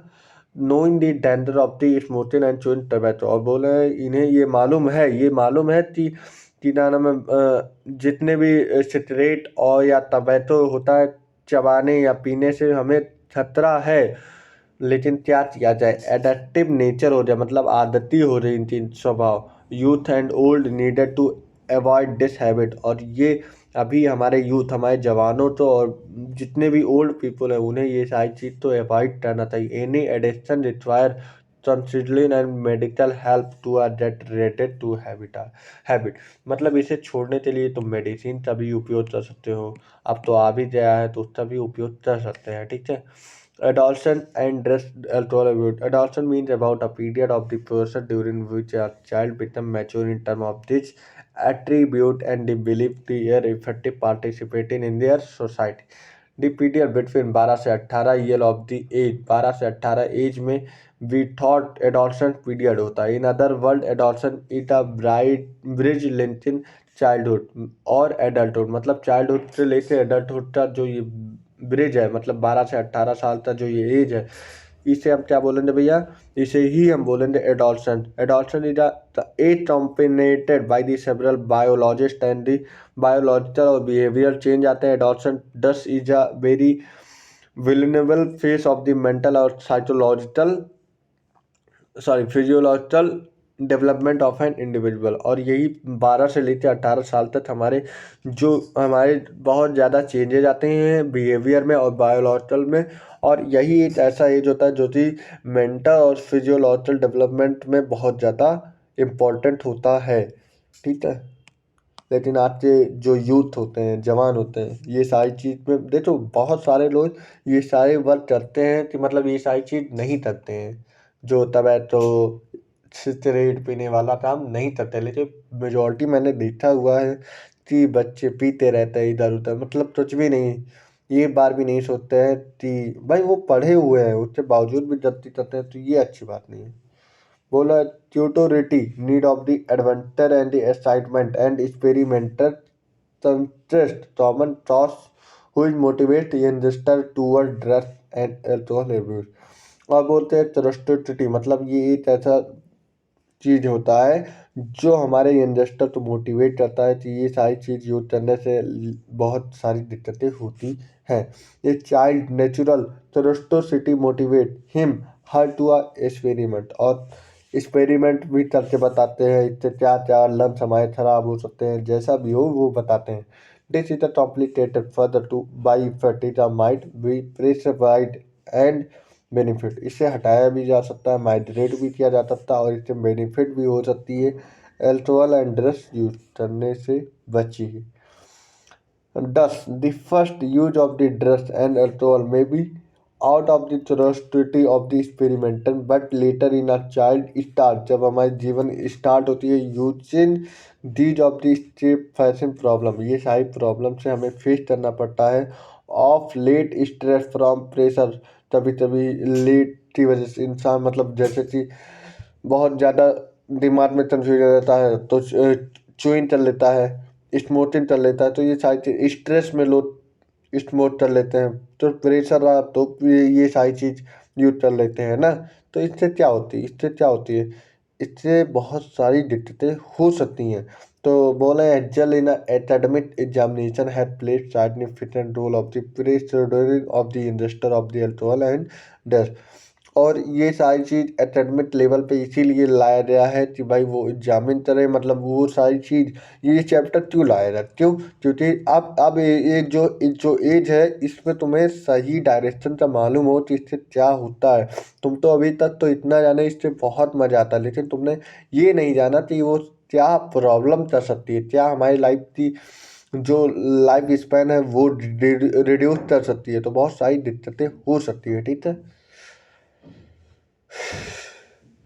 Deep precipitating Among youth, that is a tool to process it to smooth. You dress alcohol as a major cause of death। और बोले जो अल्कोहल पीने से बहुत सारी दिक्कतें हो सकती हैं, स्टार्ट दिस हैबिट, और हैबिट भी लग सकती हैं, जैसे कि television, movie, newspaper, internet also to promote this precipitation. भाई अब ये सारी चीज़ फैलाना है हर इंडियन को, तो हर इंडियन तो किससे मदद से, भाई टेलीविजन के थ्रू, मूवी के थ्रू, न्यूज़पेपर के थ्रू, इंटरनेट के थ्रू, ये सारी चीज़ से प्रमोट करते हैं इससे बचाव करने के लिए। Other factor that has been associated with drugs and alcohol abuse among adolescents and unstable to unsupportive family supported and the peer pressure। अब एडिक्शन क्या होता है, डिपेंडेंस क्या होता है, ये इंपॉर्टेंट बात है। 20 हो गया, 2 और पेज है, चलो कोई बात नहीं।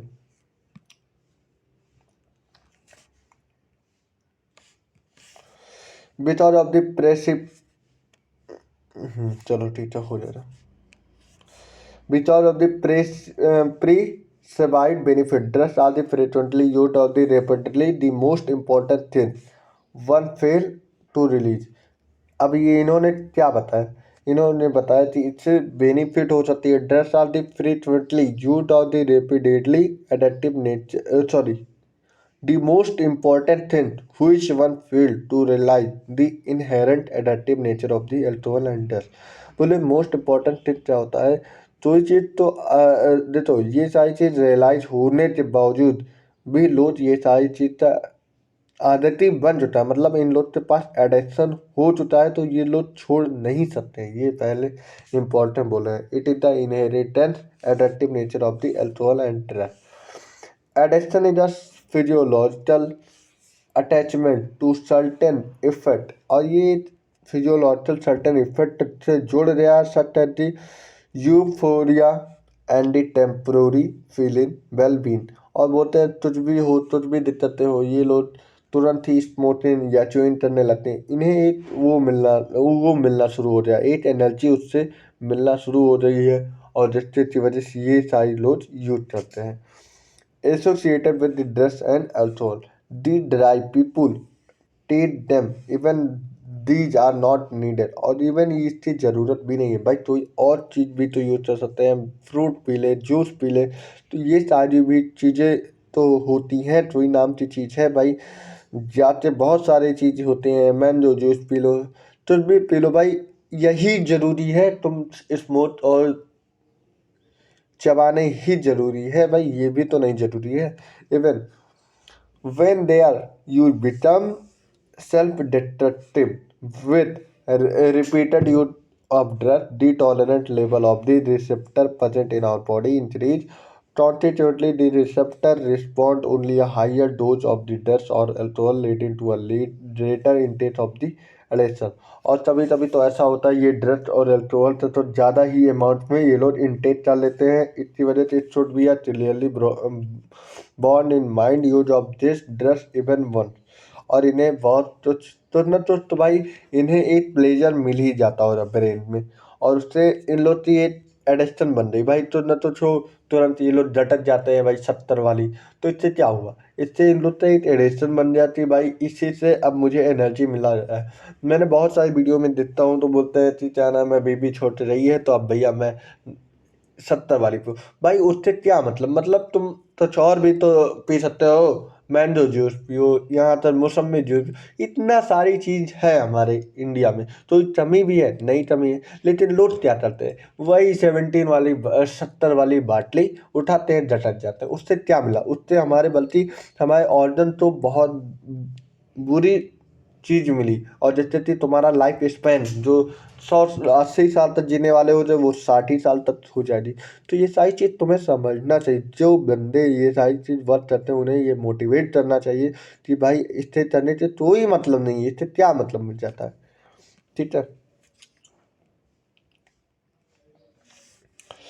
तो ये हो जाए ना, हाँ चलो 10 यही था ना। हाँ ये तो मैंने पढ़ा दिया। हाँ 10 the addictive potential of the drugs and alcohol pull the user in the visitor circle leading to a regular use.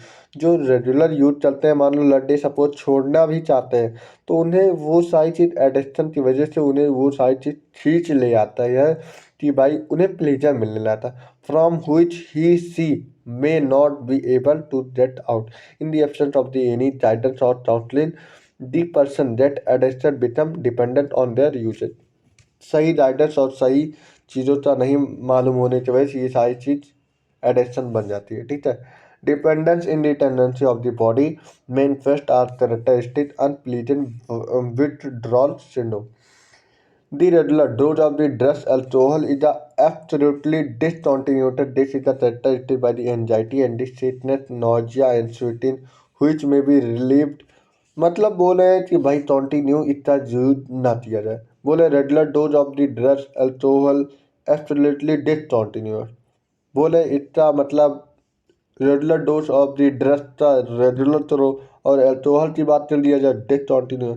ये अभी एक कैरेक्टरिस्टिक होता है एंजाइटी की, सेटनेस की, नोजिया की और स्वीटिंग की, which may be relieved which used in a regimen agent. इन कम केसों में भी ऐसा देता है withdrawal symptom can be serve and even life threaten and the person may need mental supervision. ठीक है भाई, ये सारी चीज तो इतना तुम पढ़े रहो। अब इफेक्ट क्या होता है ये पढ़ते हैं ना। The intermediate of the adverse effect of the drugs and alcohol abuse are the manifested in the form of the reckless behavior, vandalism and the violence. Excessive dose of the drugs may lead of the trauma। ये सारी चीज trauma में पहुंचा सकती है।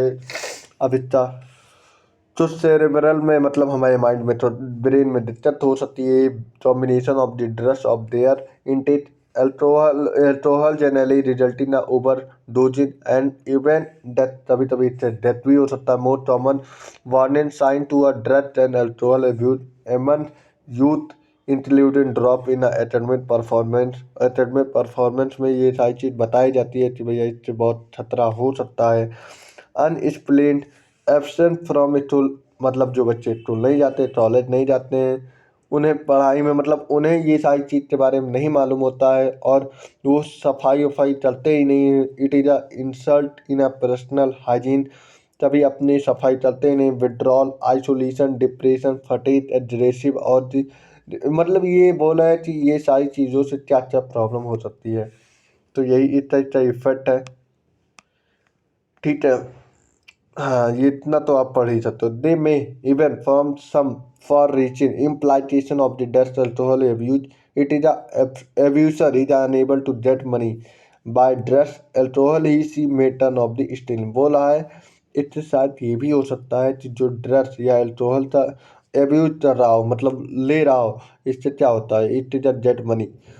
जैसे मतलब ये होता है ड्रेस खरीद तो रहे हो, इससे तुम बोलता नहीं है कि क्या नाम है इसका ड्रेस एब्यूजन भी एक सही तरीका नहीं होता पैसे कमाने का। ये तुम सीख तो रहे हो, लेकिन ये बहुत गलत इलीगल होता है, जो कि इलीगल से पैसे कमाए जाते हैं, जो कि हमारे हमारे इंडिया में, इंडिया क्या कुछ भी हो जाए कहीं पे भी ये इलीगल मानता है। कहीं पे नहीं, मैं इंडिया से ही हूँ, मैं इंडिया से ही जानता हूँ। ठीक है। अब बोल क्या रहा है।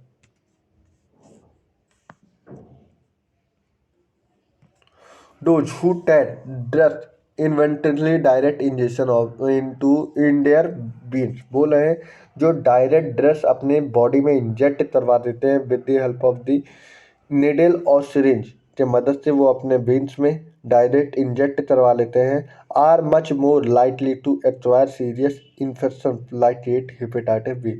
और उन्हीं सब तो बहुत ज़्यादा इन्फेक्शन होने का चांस रहता है, जैसे कि एट और hepatitis B. The virus which are the responsible for these disease are the transferred from one person to another by sharing of the infected needle and syringes।